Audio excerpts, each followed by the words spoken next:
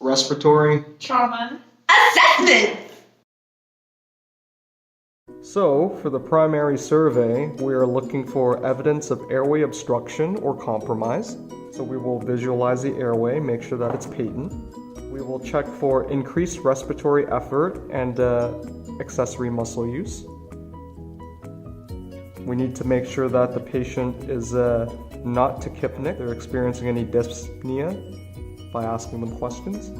What's your name? Gemma. Looking and visualizing at the skin for pallor or signs of cyanosis. You're looking for paradoxical chest wall movement when they breathe in or out. You're looking for chest rise and fall in general. And you're also looking for an altered level of alertness.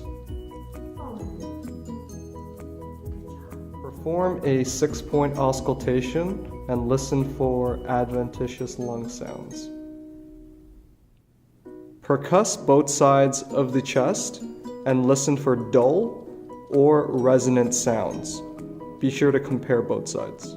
Put SpO2 onto patient's finger to assess their oxygen saturation. They should be within 92 to 96%. We notice that the patient's SpO2 is at 90. So we will go for a nasal cannula. Crack the tank. Titrate to 2 liters per minute. Get the nasal cannula. Place onto patient. Place onto patient. Make sure the patient is comfortable. So, after breathing life threat has been addressed, we will move on to our physical assessment. And we are checking for any deformity, crepitus, bruising, paradoxical chest movement, etc.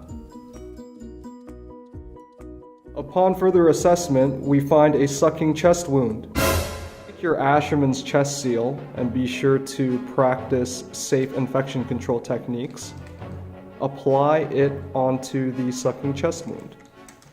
The Asherman's chest seal provides a one-way valve that makes sure that air can't get in, but air can get out. We are transporting code 4 CTAS-2 to the nearest lead trauma hospital.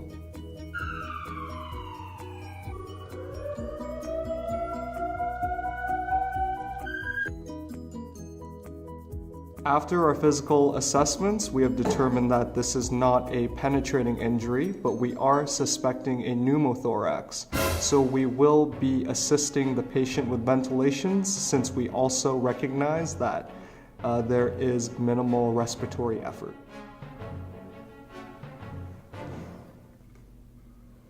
Be sure to ventilate at half of the regular tidal volume to avoid barotrauma. We are transporting code 4 CTAS-2 to the nearest lead trauma hospital.